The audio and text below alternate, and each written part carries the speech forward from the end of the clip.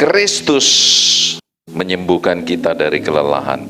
Beberapa minggu ini saya bukan senang ya, rasanya memang perlu membawa tema ini ya. Tuhan menyembuhkan bagian jiwa kita, pikiran kita. Saudara-saudara, kalau kita sudah terbiasa dengan kasih karunia, kita akan menjadi orang-orang yang peka gitu ya. Apa yang dari luar itu masuk, kita tahu ini kebenaran atau bukan. Ya. Ibu-ibu, Alkitab itu bukan saja memberitahu kita penyebab masalah, bukan hanya memberitahu penyebabnya, tetapi juga memberi obat penyembuh, khususnya bagi penyakit kelelahan. Ya, saya ingat beberapa waktu yang lalu, ya, pernah mengalami yang namanya badan saya itu lemas sekali. Dalam 3 hari lemes gitu. Biasanya kunci mobil saya itu saya pegang, satu dipegang sama anak saya, satu saya pegang. 2 hari itu saking lemesnya kunci mobil pun ndak kepegang oleh saya, ndak peduli oleh saya. Saudara tahu ternyata itu hilang, ya, karena badan yang lemes, pikiran ndak mampu lagi berpikir, ya, tidur ndak bisa, gitu ya. Akhirnya kunci mobil itu kececer di mana ndak tahu. Saudara, awalnya ya, waktu kunci itu hilang, saya panik. Waduh, hilang ini. Waduh, bagaimana ini? Kemudian saya ingat kepada teman saya yang marketing mobil. Saya telepon, kalau kunci kontak ini hilang lalu saya beli lagi itu berapa harganya? Saudara, saya nggak nyangka. Biasanya kalau pergi ke tempat servis itu harganya 250, ini harganya 1.500.000. Saya bilang, saya bilang gitu, satu kunci ya seharga itu. Akhirnya saya pasrah. Aduh Tuhan, bagaimana ini? Gitu ya.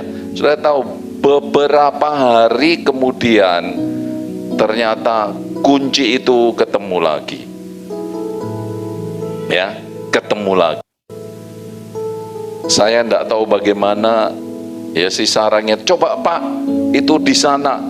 Bener, pulang dari mana waktu itu, saya pergi mampir di situ, dan untung saja kunci itu disimpan sama orang yang punya rumah itu. Dan puji Tuhan sudah ketemu. Saudara, saya mau beritahu begini. Ketika kita lelah, yang sederhana pun kita jadi tidak berdaya. Ketika tubuh fisik ini lemah, ya, itu bisa mempengaruhi daya pikir kita, ya. Iman bisa menjadi drop, juga bisa jadi kuat. Ya, ternyata kita tidak bisa membiarkan kelelahan ini.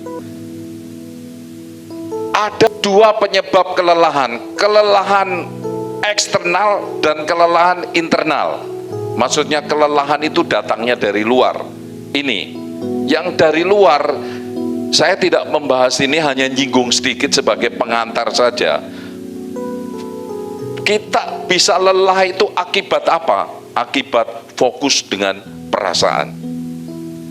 Perasaan kita ini naik turun. Kebenarannya adalah fokus kita itu seharusnya salib Kristus sudah selesai. Kemarin kita ibadah komsel gitu ya. Saya begitu kaget di ibadah komsel itu. Seseorang, salah satu dari kita, minta garam. Minta garam dong. Saya dengar komentarnya di luar sana, oh maaf, karena yang masak lagi tekanan tinggi, katanya gitu. Sudah ingat ya?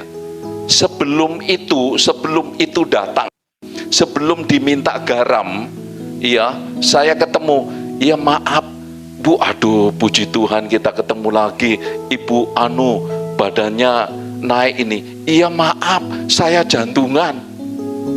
Saudara tahu ini? Ya. Nanti saya tanya lagi, bagaimana? Aduh maaf, lagi encok. Saudara tahu? Ini saya nggak bahas ini deh, itu coba aja ya. Kalau fokus kita itu bukan kasih karunia yang sudah selesai, ya, kalah-kalah dokter. Apa yang muncul baik itu didengar telinga maupun mata, itu munculnya itu musibah, sakit penyakit. Ya, makanya penting sekali kita punya fokus yang benar. Nah, yang kedua, saudara, biasanya kelelahan itu muncul kalau membandingkan diri dengan orang lain. Sementara itu kebenaran mengatakan Tuhan mau kita menjadi diri kita seperti yang Tuhan Yesus selesaikan. Identitas kita yang benar itu ada di dalam Kristus Yesus. Bukan saudara fokus kita atau penglihatan kita, diri kita itu kita ukur dengan orang lain. Bukan itu.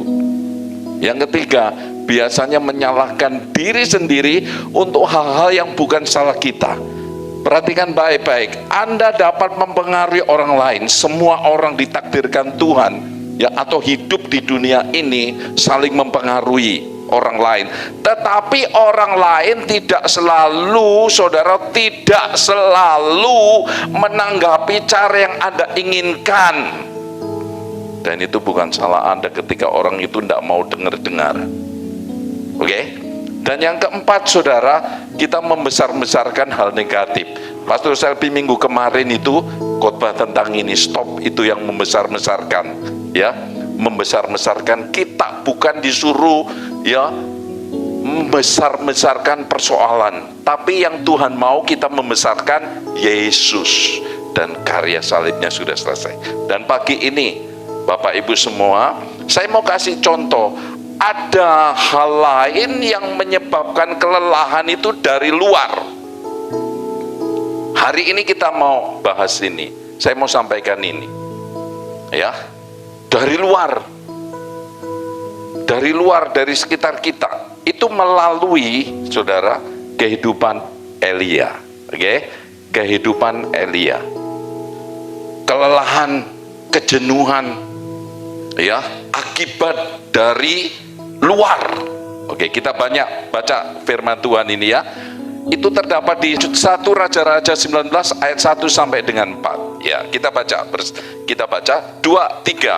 Ketika Ahab memberitahukan kepada Isabel segala yang dilakukan Elia dan membunuh semua nabi itu dengan pedang, maka Raja Isabel menyuruh seorang mengatakan kepada Elia, beginilah kiranya para Allah menghukum aku, bahkan lebih lagi daripada itu, jika besok kira-kira pada waktu ini aku tidak nyawamu sama seperti nyawa salah orang.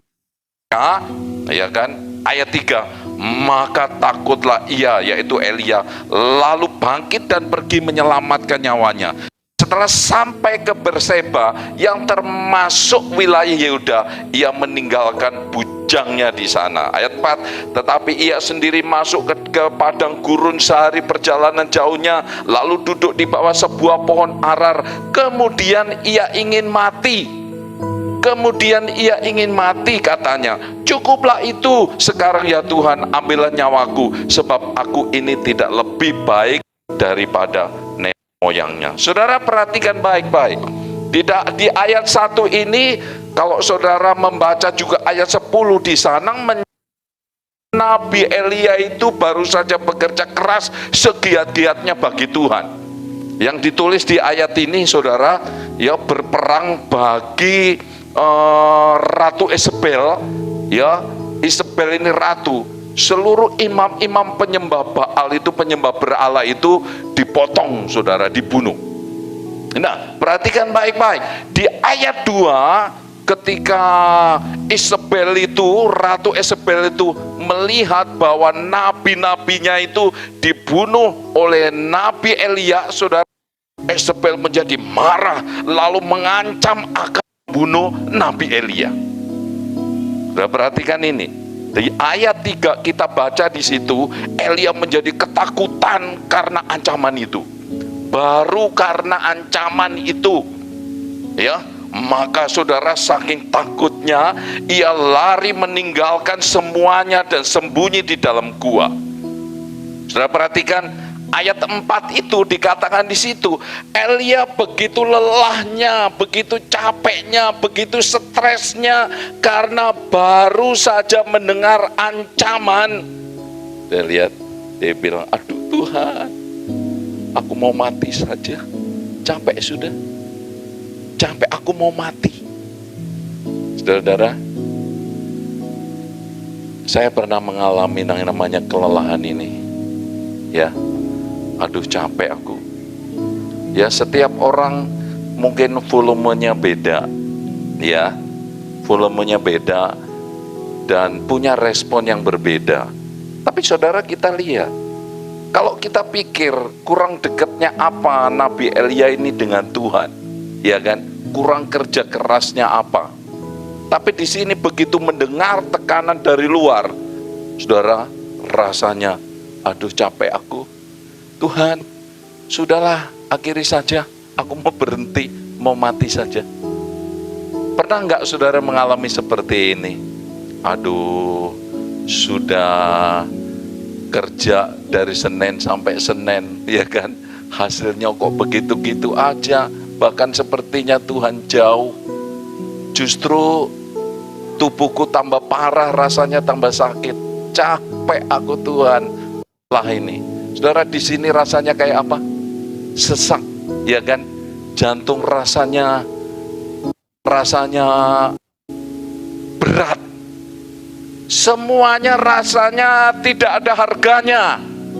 Apalagi kalau suami tidak memperhatikan, anak-anak hidupnya tidak tertib, ya kan? Istri, kalau yang capek suami, istri rasanya asik, ya, main game sendiri, ya kan, pulang kerja tidak dipedulikan. Saudara, di sini rasanya lelah. Pernah Pak?